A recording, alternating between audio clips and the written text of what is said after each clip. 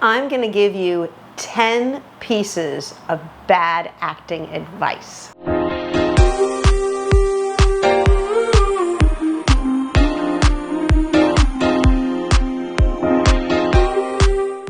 People are always telling me about some acting advice they got that was terrible.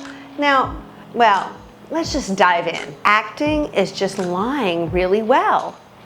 That's terrible. Faking it, pretending. No, acting is really getting to truth. Yes, it might be make-believe, but you really want to bring the truth. You want to find the truth in your character, in the scene, in these relationships. So it's not about lying. It's not about being phony. Who wants to watch somebody be phony, right? You want to believe it. You want to watch something and think, oh, she's really the queen. He's really the handsome prince. That's the worst person I've ever seen. There's the evil bad guy. We want to believe, even within fantasy.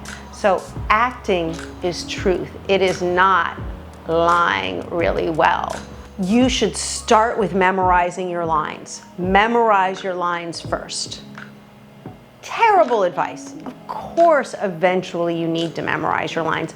That's not where you start. There's so much more to start with. Memorizing is easy. Acting is hard. That's the difficult part. And also, when you start with memorizing your lines, then usually the performance is not going to change at all. You've learned it one way. It's in that groove, and there's no flexibility within that performance. So don't start with memorizing your lines. Anybody can memorize lines, memorize anything.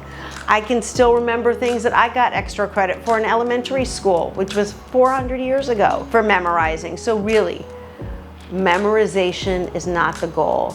Being somebody who's able to parrot back lines, that's not the goal. Creating truth and believability, that's the goal.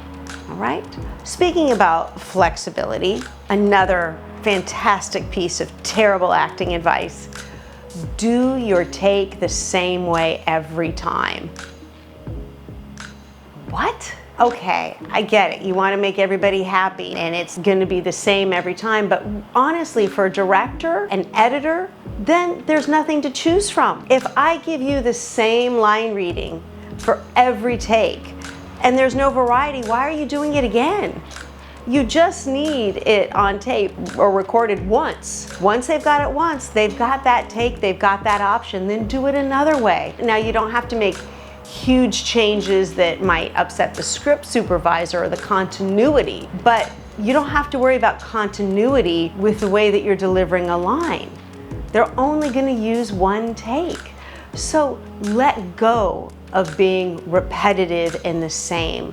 Let it be different every take. Be in the moment, which is, by the way, really hard sometimes when you do a really good take, because then all of a sudden it's like, oh, that was really good. I don't want to do a bad one now. No, they've got the good one. If something gets messed up, if somebody bumps the camera or there's a sound issue, then they might say, okay, do it again the exact same way. But otherwise, do not repeat the same take over and over again. How very boring. You don't need to read the full script. Just read your scenes. Let yourself be surprised. No surprises for the audience.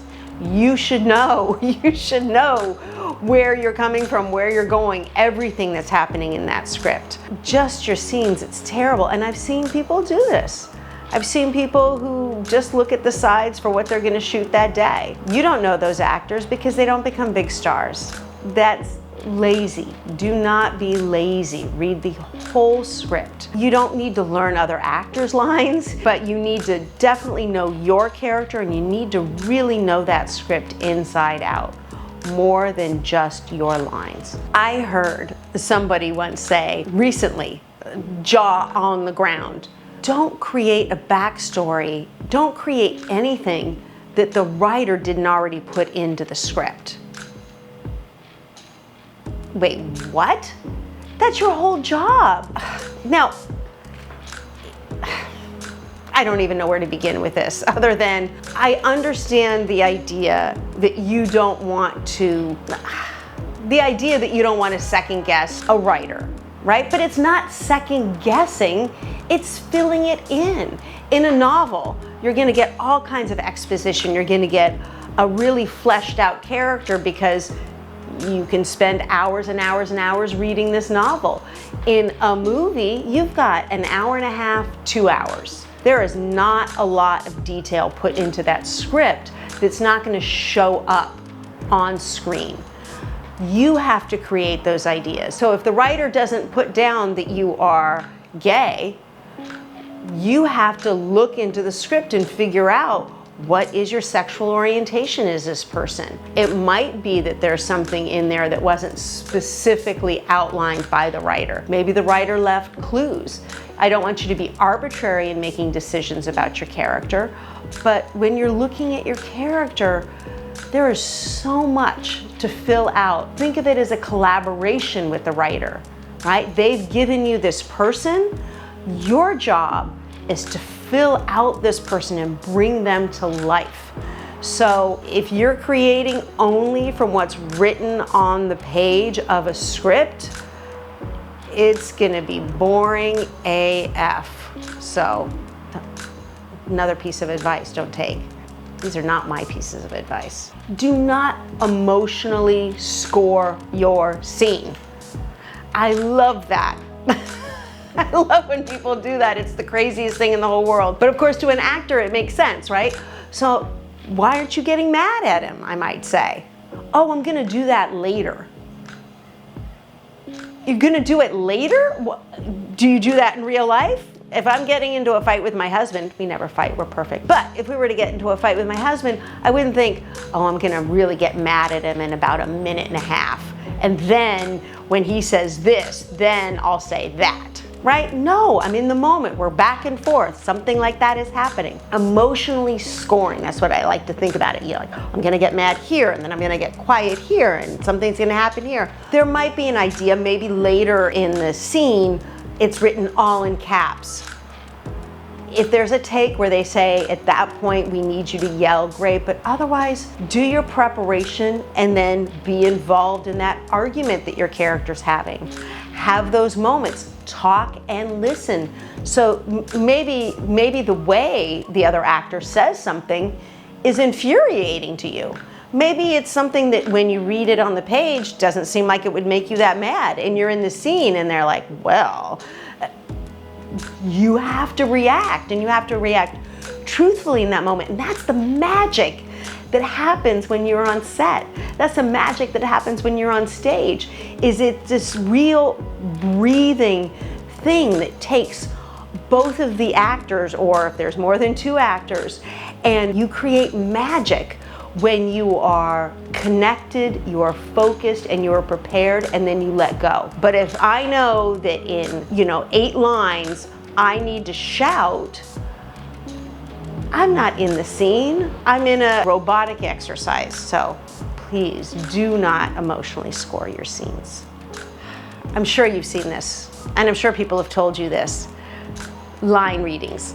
Rehearsing how to say a line. There is a wonderful thing that can happen when you're on set where you might do a series of things. You have one line to say, and it's an important line, and they're not exactly sure how they want to do it. So they might say, let's do a series. And then you're going to say that line over and over and over again with little pauses in between, different ways. The earlier note, don't do it the same way, right? Otherwise, why would they want a series? So you're going to do it differently, but you don't have to rehearse how to say a line. If it's a tricky line with like a tongue twister in it, you might need to practice it and work your muscles to make sure that you know how to enunciate properly, but you don't have to rehearse how to say it. Well, how are you today? How are you today? How are you today? These are all things that happen when people act in a vacuum, and that's not what good acting is. It's not you alone. I hear people give bad acting advice a lot, or bad direction, right? A lot of times people might overact. So showing your feelings and going bigger, sometimes people might say that. You need to show me your feelings. No, you don't. You need to have it. You don't show it. This is crazy making. Please, please. This is the essence of bad acting. People will say to me all the time, I'll say, you're acting, stop acting. And then they'll say, well, how will they know? How will they know that I'm mad? I don't know. If I'm frustrated with you right now, don't you know it? Do I have to show you that I'm frustrated? No. There's the emotion and then there's the feeling, and these things will spill out. You still have your lines. You don't have to worry about it. If I'm afraid because I see a spider, I don't need to go, right? I need to see it, and then the director will take a shot of the spider, and then you'll know what it is that I'm afraid of. You've got to trust the filmmaking process. It is not your job to show the camera or the audience what you are feeling. You don't have to go bigger with your emotions.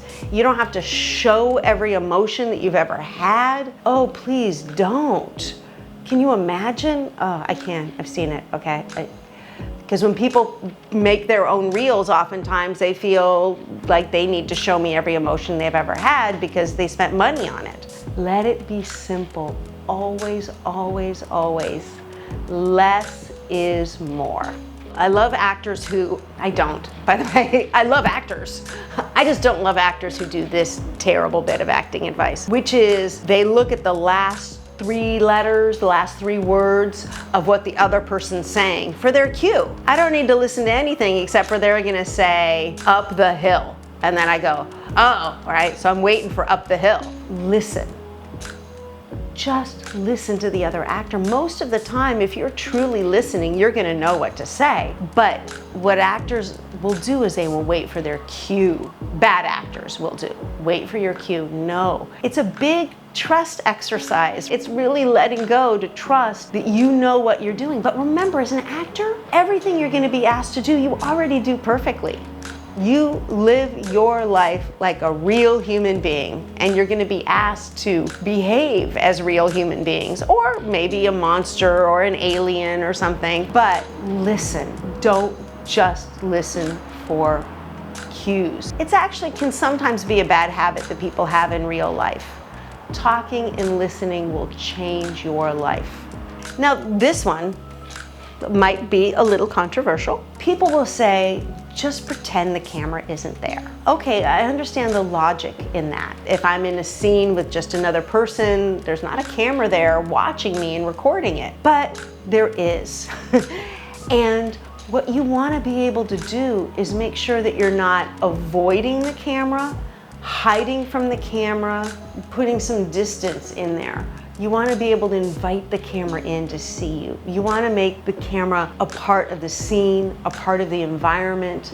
Now, that's not acknowledging it as a camera, but it's about not avoiding it, not staying away from it. This is what's connecting us, audience and actor. So you want to make sure that you're opening up to it, including it, but not treating it, of course, as if it's a camera. And that other old saying, which is picture the audience naked or in their underwear, I always thought that was so weird anyway. That would make me very nervous. That would not relax me at all. A bunch of naked people watching me would be very distracting. But it's this, you don't want to be worried about the audience. There is no audience. There is nobody watching you. It is you and the other people in the scene, and hopefully you are open and free enough that you are able to have the camera capture all of the wonder and beauty that is watching humans be truthful. It's so simple and yet so difficult. So I do love actors, and I do hate bad acting advice. Don't do those things. Make a comment. Ask me for some advice. If there's a piece of advice that you don't agree with, bad advice that you've been given, let me know. I would love to help you so we can have just really good acting advice. That's my goal, is to empower you as actors, help you live your dreams, and enjoy the most wonderful art form that there is. So we've got new videos every week. You know, like, comment, subscribe. I know you there that aren't subscribing. Come on, give me a little subscribe and a like. Okay, thank you. All of that wonder and beauty, all of the wonder and beauty.